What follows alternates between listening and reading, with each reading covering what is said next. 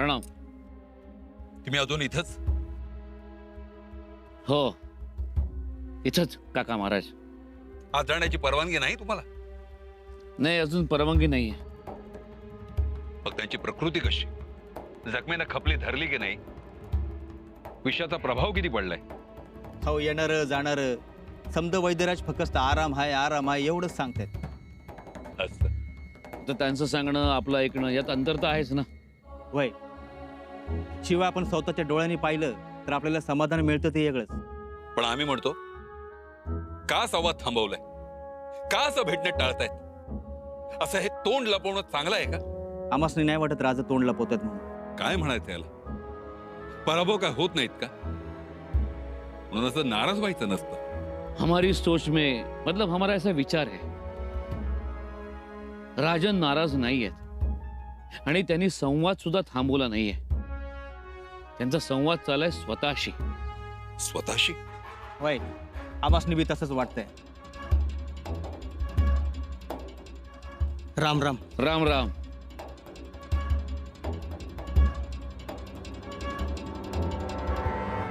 जगदीश्वरा, आई भवानी, लवकरात लवकर चांगली खबर येऊ द्या. शंभूराजेंना सुखरूप ठेवा. परमेश्वरा, यश द्या त्यांना. आम्ही हात जोडतो. आमची आतापर्यंतची सगळी पुण्याई खर्ची घालतो. पण मातोश्री,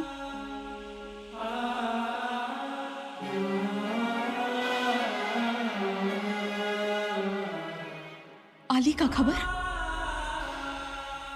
नाही आली खबर. आता कुठे आहेत शंभूराजे? सुनबाई, तुमच्याकडे काही खबर? मातोश्री, खबर एवढीच आहे की राजेंनी स्वतःला कोंडून घेतलंय. असं का म्हणून?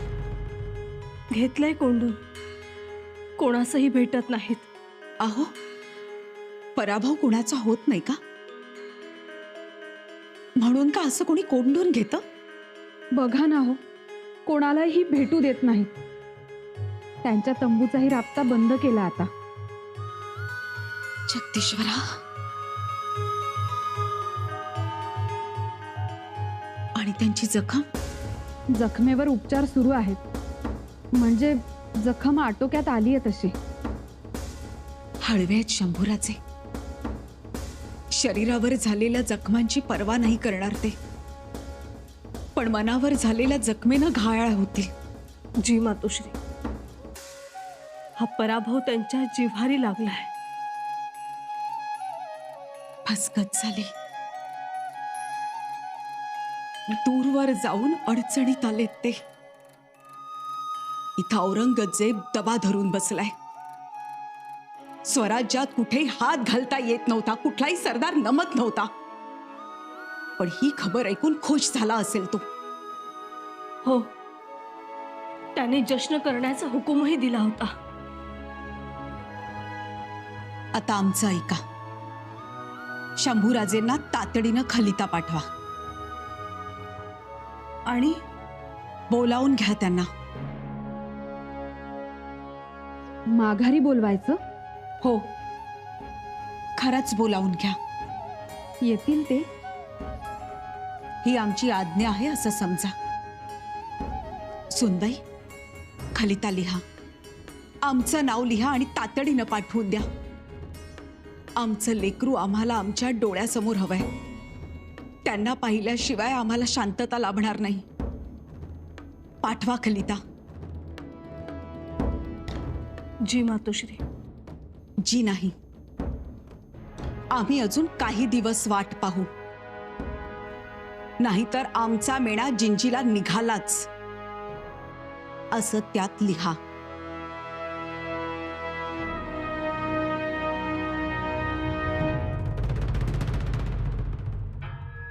कविराज, काका महाराज, आता मध्याह्न झाले.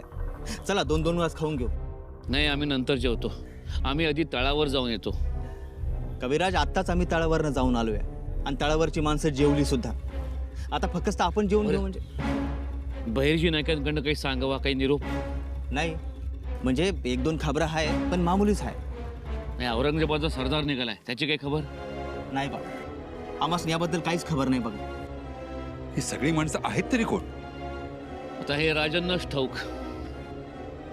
8-10 दिवस झाले, आता माणसंही वाढलेत. खरंय, माणसं बी वाढल्यात आणि येणं जाणं बी वाढलंय. काहीतरी गम्य आहे. हा कसला आवाज? समजाच गोड बंगाल दिसतंय कविराज. पण ही माणसं जर सतत येत राहिली तर शंभूबाळांना विश्रांती कशी मिळणार? काका महाराज, विष उतरवण्याची औषधं असतात म्हणतात त्यांच्याकडे.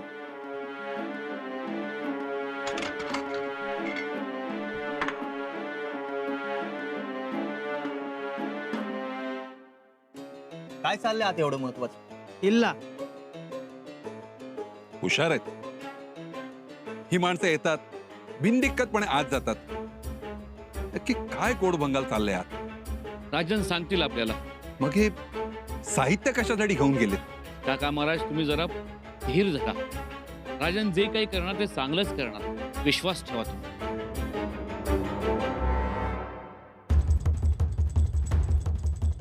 वहिनीसा, काय हो, अजून खलिता नाही लिहिला?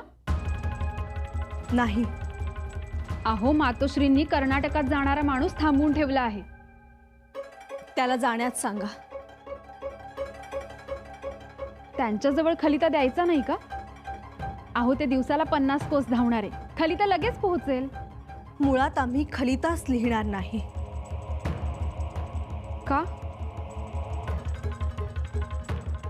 त्या खलित्याचा काहीही उपयोग होणार नाही आणि माझघरातून आलेले खलिते वाचून छत्रपती आघाडीवरून माघारी येण्याची पद्धतही नाही. याचा अर्थ तुमच्याही मनात तेच आहे की आमच्या दादासाहेबांनी त्या चिकदेवरायाला अद्दल घडवावी. अहो राजे, त्याशिवाय येणारच नाहीत.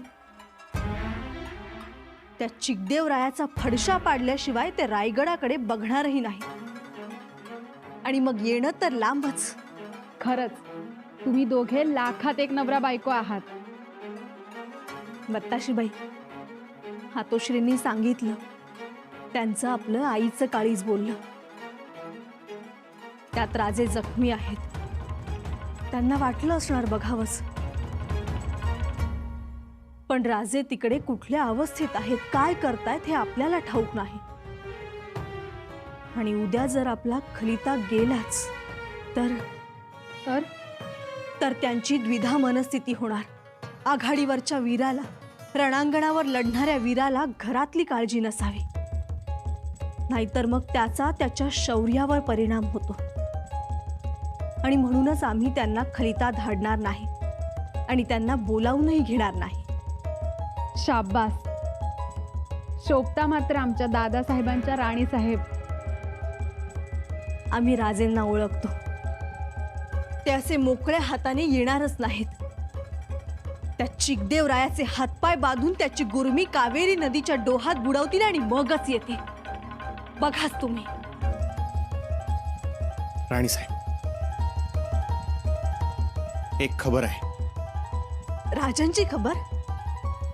खबर गोव्याहून आली. गोव्याहून? कसली खबर आहे? गोव्यात फिरंग्यांनी फोंडा महाल घेण्याची तयारी सुरू केली. काय?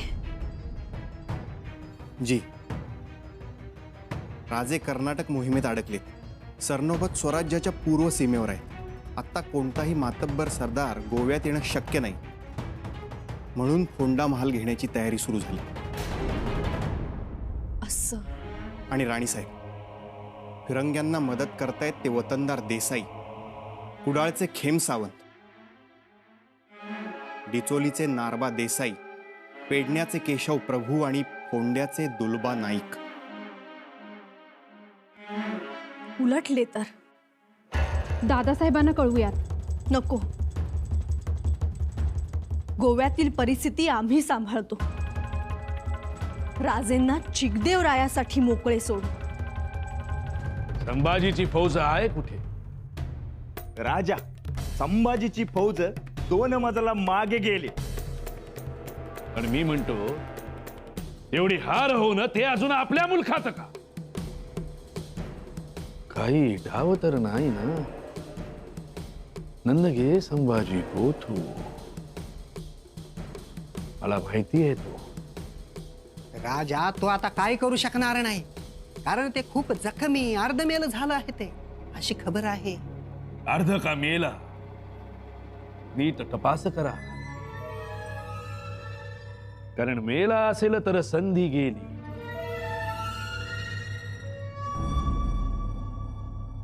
पण अर्ध मेला असेल तर त्याला पकडून औरंगजेबाचा हवाली करायचं. ते राजा ते पळूनच जायचं, पण लंगड पळून जाणार कसं म्हणतो मी?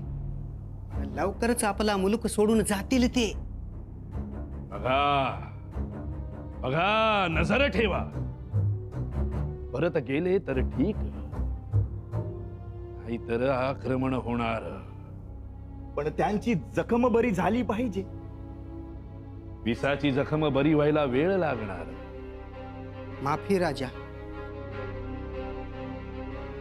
पण काल परवा 2 मराठी व्यापारी बाणानं झालेल्या जखमेवरचं औषध शोधत होते. वाटेल ती रक्कम घ्या, पण औषध द्या असं म्हणत पेटेत फिरत होते. कोण होती ते? संभाजीची लोक होते. संभाजीची लोक होती, म्हणजे संभाजी खरंच जखमी असणार. त्याला औषध मिळाले? जी राजा, मोहरांची थैली देऊन व्यापाऱ्यांनी औषध घेतलं. मग त्यांचा माग काढला? जी राजा, ते संभाजीच्या छावणीकडे गेले. म्हणजे संभाजीची लोक येतात, औषध घेऊन जातात.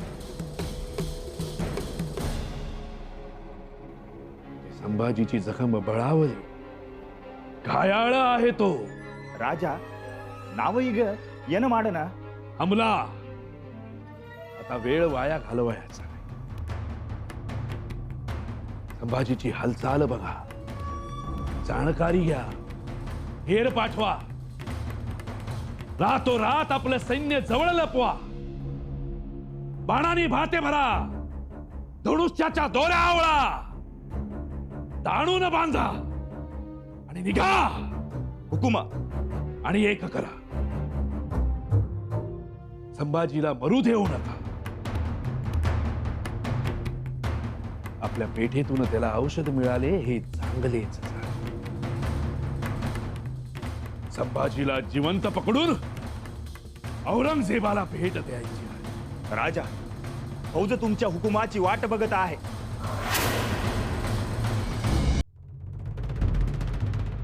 चिकदेवराय आराम फरमावतोय. चला, हे एक बरं झालं. तसा तो स्वतःची ताकद ओळखू नये, म्हणजे मैसूर सोडून तो फार लांब येणार नाही. पण मग तो बाणावरला कसं काय आला? आला, पण पटकन माघारी गेला. त्यानं सूचकपणे सांगितलं पुढे येऊ नका म्हणून. काका महाराज, आता या घडीला चिकदेवरायाबद्दल काही अंदाज बांधणं बरोबर नाही. बहिर्जी काकांनी खबर दिली आहे, औरंगजेबाचा सरदार आपल्या फौजेनिशी निघालाय म्हणून. याचा अर्थ त्याच्या बाणानं आता पंख फुटेल, तीक्ष्ण चोच फुटेल. तुम्हाला राजांनी बोलवलं आहे. बोलवलं? आई जगदंबेने घारण ऐकलं. चला कविराज. राजे, देवळाचं दार उघडलंय, चलावं. चला.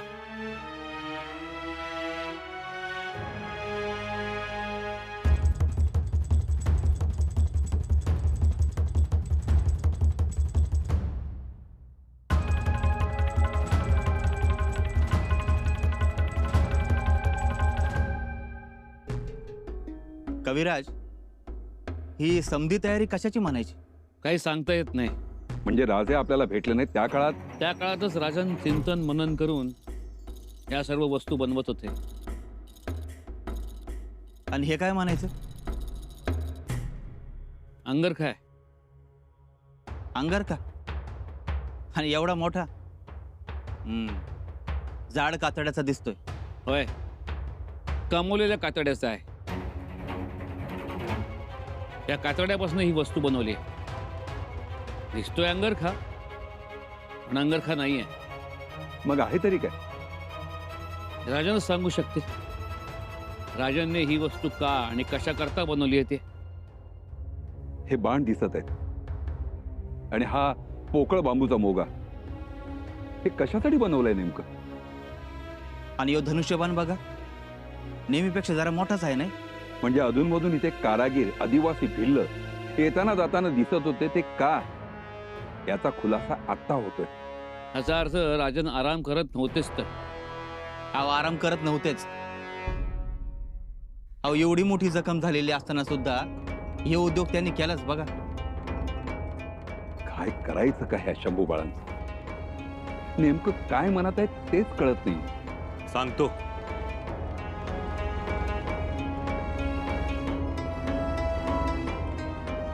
त्यासाठीच बोलावलंय.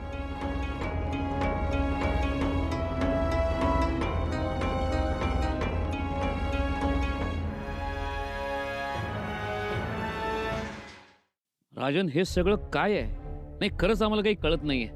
आम्ही आमच्या परीनं अर्थ लावायचा प्रयत्न करतोय, पण शंभूबा, तुम्ही जखमी जखमी म्हणजे विषारी बाणाने जखमी. तुम्हाला आरामाची सक्त गरज असताना तुम्ही हे काय करताय? काका महाराज, त्यासाठी आम्हाला माफ करा. त्या चित्तेवरायानं केलेल्या अचानक हल्ल्यामुळं आपली फौज गांगरली. एवढी लढवय्यी आमची फौज डोळ्यात देखत हतबल होताना पाहिजे. ती ना लढू शकली ना पुढे जाऊ शकली. हातात हत्यार असतानाही फक्त कोसळत राहिली. आपलं हेर खातं एवढं तरबेज असतानाही चिकदेवरायानं आम्हाला पूर्णपणे चकवलं. त्यांना अंदाजच लागू दिला नाही आणि आम्ही फसलो. आमच्या जिवलगांना घायाळ व्हावं लागलं. आमच्या जिगरबाज मावळ्यांच्या किंकाळ्या आम्हाला ऐकाव्या लागल्या. त्रास झाला, खूप खूप त्रास झाला. राजा, अहो जखमी तर तुम्ही पण झालात ना. दाजी साहेब, आम्हाला आमच्या जखमांचं काही नाही. किंबहुना आमचा हा देहच आम्ही जखमांना आंदण दिलाय. पण आमच्या मावळ्यांना साधं कुसळ जरी टोचलं तरी कुसळांचं अख्खं रान पेटवून देणाऱ्या आम्ही, आम्हाला हे सहन झालं नाही. राजन, म्हणून गेले 8-10 दिवस तुम्ही स्वतःला कोंडून घेतलं होतं तर. होय कविराज. आणि बाहेर यावं तर कुठल्या तोंडानं बाहेर येणार होतो आम्ही. पराभव आम्हाला कधी माहित नाही, आमच्या मावळ्यांना कधी माहित नाही. आणि काका महाराज म्हणत होते, पाहुणचार घ्या आणि रायगडी निघून जा. ते तर आताही आम्ही म्हणतोय. काका महाराज म्हणतात ते अगदी बरोबर आहे. तुम्हाला एकदा बरं वाटलं ना, मग तुम्ही रायगडाला माघारी परत निघून जा. नाही हरजीराव, आमच्या राणी साहेब पराभूत राजाला ओवाळत नाहीत. आणि आम्हाला तर गडावर गेल्यावर त्यांच्याकडून दरवाजातच ओवाळून घेण्याचा छंद चढला. तर हे असे पराभूत होऊन आम्ही रायगडी गेलो असतो तर जीवाची बाजी लावून लढणाऱ्या रामशेषच्या किल्लेदाराला काय स्फूर्ती मिळाली असती. आणि मुळात पराभूताला वाचा उरते का? पराभूताकडे ऊर्जा उरते का? त्याला ताठ मानेनं जगता येतं का? नाही दाजी साहेब. पराभूताला ना किंमत राहत ना त्याची सावली त्याची साथ देत. आणि म्हणून विजय महत्वाचा. राजन, आपण काय ठरवलंय? पुन्हा लढायचं?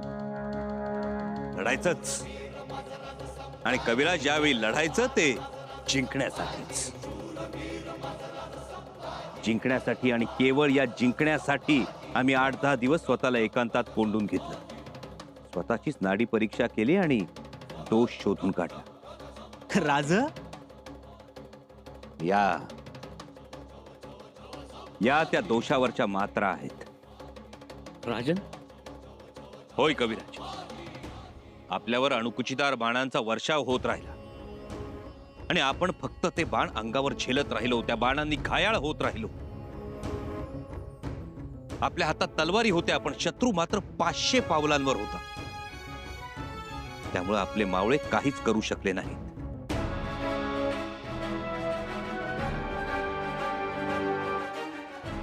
पण आता करतील.